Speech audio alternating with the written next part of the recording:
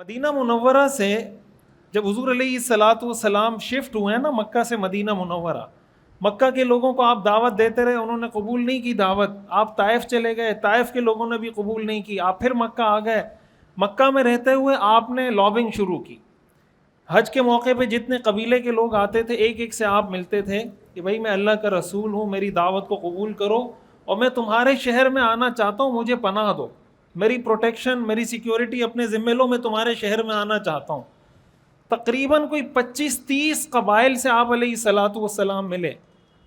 ایک قبیلے کے پاس جاتے تھے، ان کو کہتے تھے لا الہ الا اللہ پڑھو کامیاب ہو جاؤ گے. ساتھ کہتے تھے کہ میں اللہ کا رسول ہوں اور میں تمہارے شہر میں آنا چاہتا ہوں، کیا تم میرا دفاع کر سکتے ہو، میری حفاظت کا وعدہ کر سکتے ہو؟ تو وہ ہاتھ کھڑے کر دیتے تھے کہ نہیں، ہم قریش کے لوگوں سے جنگ نہیں کر سکتے. اس طرح 25-30 قبائل کے پاس آپ گئے، سب نے انکار کر دیا. مدینہ منورہ سے 6 نوجوان آئے تھے قبیلہ خزرج کے، ان سے آپ علیہ الصلاۃ والسلام نے حج کے موقع پہ ملاقات کی. آپ علیہ الصلاۃ والسلام نے ان سے کہا تو وہ ایمان لے آئے 6 کے 6 لوگ. پھر وہ چلے گئے مدینہ منورہ، انہوں نے اور لوگوں کو دعوت دی. وہ اگلے سال حج پہ آئے تو 12 لوگ آ گئے، اور ان 12 لوگوں نے حضور علیہ الصلاۃ والسلام کے ہاتھ پہ بیعت کی. مدینہ منورہ میں جو اسلام پھیلا ہے نا، یہ ان 6 لوگوں کی وجہ سے پھیلا ہے. یعنی مدینہ منورہ کے لوگ جو سارے مسلمان ہوئے، پھر ان کے بعد آج تک جتنے لوگ مسلمان ہو رہے ہیں، ان سب کا صحرا ان 6 صحابہ کے سر جاتا ہے جو آئے تھے حضور علیہ الصلاۃ والسلام سے ملے، آپ کی بات کو قبول کیا، مدینہ منورہ گئے، لوگوں کو دعوت دی. اگلے سال حج پہ 12 لوگ آئے. جب حج پر آئے منا کے اندر، حضور علیہ الصلاۃ والسلام نے ان کو بیعت کیا، ان سے بیعت لی. آپ علیہ الصلاۃ والسلام نے 6 چیزوں کی بیعت لی تھی ان سے، 6 چیزوں کی بیعت لی تھی. اور مزے کی بات یہ ہے کہ وہ 6 کی 6 چیزیں ایسی ہیں کہ یہ نہیں کریں گے، یہ نہیں کریں گے، یہ نہیں کریں گے، یہ نہیں کریں گے، یہ نہیں کریں گے اور یہ نہیں کریں گے. قرآن کریم میں اس بیعت کا ذکر ہے بیعت النساء کے تحت. یہی بیعت النساء حضور علیہ الصلاۃ والسلام نے ان سے لی تھی. قرآن کریم میں آتا ہے عورتوں کے بارے میں بھی، یا ایھا النبی، اے پیغمبر، اذا جاءک المؤمنات، جب آپ کے پاس مومن عورتیں آئیں، یبایعنک، آپ کے ہاتھ پہ بیعت کرنا چاہیں. بیعت کن چیزوں پہ کریں گی؟ علی اللہ یشرکن باللہ، اللہ کے ساتھ کسی کو شریک نہیں ٹھہرائیں گی. ولا یسرقن، چوری نہیں کریں گی. ولا یزنین، زنا نہیں کریں گی. ولا یقتلن اولادہن، اپنی اولاد کو قتل نہیں کریں گی. ولا یأتین ببہتان یفترینہ بین ایدیہن وارجلہن، اور خود اپنی طرف سے گھڑ گھڑ کر لوگوں پہ تہمتیں نہیں لگائیں گی.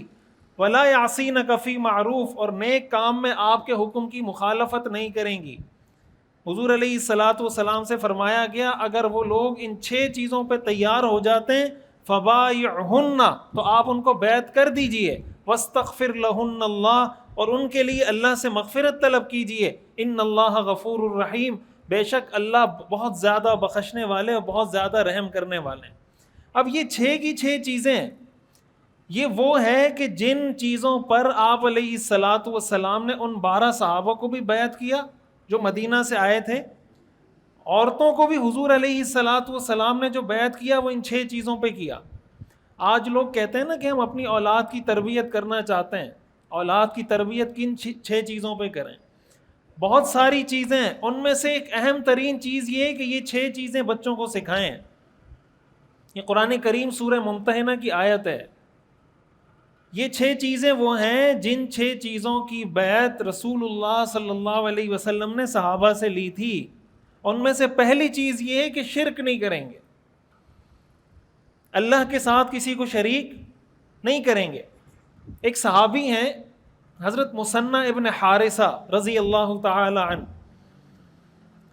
یہ قبیلہ تھا عرب کا بنو شیبان، اس سے تعلق رکھتے تھے.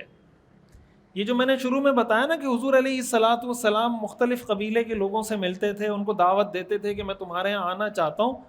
ان سے بھی حضور علیہ الصلاۃ والسلام ملے، ان کے قبیلے سے، اور ان سے کہا کہ تم ایمان لے آؤ اور میں تمہارے یہاں آنا چاہتا ہوں، مجھے پروٹیکٹ کرو، میرا دفاع کرو، مجھے سیکورٹی دو. اسی میں ضمناً یہ بات بھی عرض کر دوں، ہمارے یہاں یہ جو بعض اوقات ہوتا ہے نا، لوگ کہتے ہیں یار یہ مولانا صاحب کیسے مولانا صاحب ہیں، ان کو اللہ پہ توکل نہیں ہے، سیکورٹی لے کے گھوم رہے ہیں، کہتے ہیں نا لوگ بھائی یہ کیسے مولانا صاحب ہیں، یہ اتنا اللہ والا ہوتا تو سیکورٹی لے کے گھوم رہا ہوتا۔ یہ ہمارے وہ تصورات ہیں جو دین کے ہم نے اپنی طرف سے بنائے ہوئے۔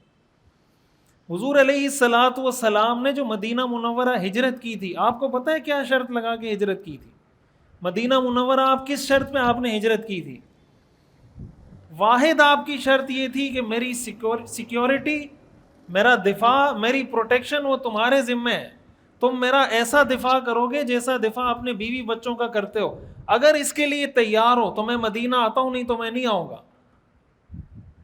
تو مدینہ کے جو انصار صحابہ تھے انہوں نے اس کو قبول کیا کہ یا رسول اللہ ہم آپ کے ساتھ ہیں، ہم آپ کا ہر طرح دفاع کریں گے، اور پھر انہوں نے کر کے دکھایا۔ جو انصار، ان کو انصار اسی لیے کہا جاتا ہے، انصار نصرت سے، نصرت کا مطلب مدد کرنا، مدد کرنا۔ وہ حضور علیہ الصلوۃ والسلام کے مددگار بنے۔ حضور علیہ الصلوۃ والسلام کی مدینہ منورہ ہجرت کی شرط یہ تھی، حضرت عباس وہاں موجود تھے، اس وقت مسلمان نہیں ہوئے تھے، لیکن حضور کے چچا ہیں، ان کو کہنے لگے کہ تمہیں پتہ ہے یہ تم کیا وعدہ کر رہے ہو؟ ان پر ایمان لانے کا مطلب اور ان کو اپنے ہاں بلانے کا مطلب قریش کے لوگوں کے ساتھ جنگ کرنا ہے۔ کیا تم میں اتنی ہمت اور اتنی تپڑ ہے کہ جب ان کو اپنے ہاں محفوظ پناہ دو گے، قریش کے لوگ تم پہ حملہ کرو گے، کیا تم ان سے لڑ سکتے ہو؟ یہ جو غزوہ بدر ہوئی ہے، غزوہ احد ہوئی ہے، یہ جو غزوہ احزاب ہوا ہے، یہ کن لوگوں سے جنگیں ہوئی ہیں؟ یہ مدینہ کے صحابہ نے کیوں جنگیں لڑی؟ کن سے لڑی؟ مکہ کے مشرکوں سے لڑی ہے کہ حضور علیہ الصلوۃ والسلام کو تم نے کیسے پناہ دے دی۔ اسی وجہ سے جنگ بدر ہوئی ہے، اسی وجہ سے جنگ احد ہوئی ہے، اسی وجہ سے احزاب اور یہ ساری جنگیں ہوئی ہیں۔ تو انصار نے کہا ہم اس کے لیے تیار ہیں۔ یہی وجہ ہے کہ بدر کے موقع، غزوہ احد کے موقع پر، غزوہ بدر کے موقع پر حضور علیہ الصلوۃ والسلام نے جب صحابہ سے پوچھا نا، ظاہر ہے کہ بدر مدینہ سے ہٹ کر ہے، تھوڑا دور ہے، فاصلے پر ہے، تقریباً کوئی 1-1.5 گھنٹے کے فاصلے پر ہے۔ آج اگر آپ نکلے تو 1-1.5 گھنٹے کا فاصلہ ہے گاڑی میں۔ تو آپ علیہ الصلوۃ والسلام سے مدینہ کے صحابہ نے یہ بیعت کی تھی کہ ہم مدینہ میں آپ کی پروٹیکشن کے ذمہ دار ہیں، مدینہ میں ہم آپ کو پروٹیکٹ کریں گے۔ بدر مدینہ سے باہر ہے۔ حضور علیہ الصلوۃ والسلام جب بدر کے لیے نکلنا چاہ رہے تھے تو آپ نے صحابہ سے پوچھا کہ بھائی کیا مشورہ ہے تمہارا؟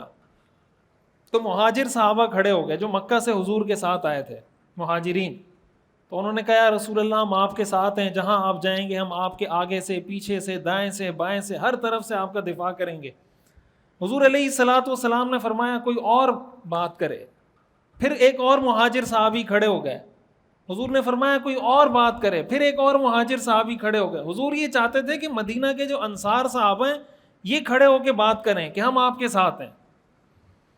اتنے میں جو انصاری صحابی حضرت مقداد بن الاسود رضی اللہ تعالیٰ عنہ اور دوسرے جو صحابہ تھے وہ کھڑے ہو کے کہنے لگے یا رسول اللہ شاید آپ یہ چاہتے ہیں کہ ہم کوئی بات کریں۔ تو حضور علیہ الصلوۃ والسلام نے فرمایا ہاں میں یہ چاہتا ہوں۔ تو انہوں نے حضور علیہ الصلوۃ والسلام سے کہا کہ یا رسول اللہ آپ جہاں ہمیں لے کر جائیں گے ہم آپ کے ساتھ ہیں۔ ہم بنی اسرائیل کی طرح نہیں ہیں جنہوں نے حضرت موسیٰ علیہ السلام سے کہا تھا اذهب انت وربک فقاتلا، کہ تو جا تیرا رب جائے، تو اور تیرا رب لڑے، انا ہاہنا قاعدون، ہم یہاں بیٹھے ہوئے۔ انصاری صحابہ نے کہا یا رسول اللہ ہم ایسے نہیں ہیں، ہم آپ کو کہیں گے یا رسول اللہ آپ جائیں، انا معکما مقاتلون، ہم بھی آپ کے ساتھ ساتھ جا کے جنگ کریں گے۔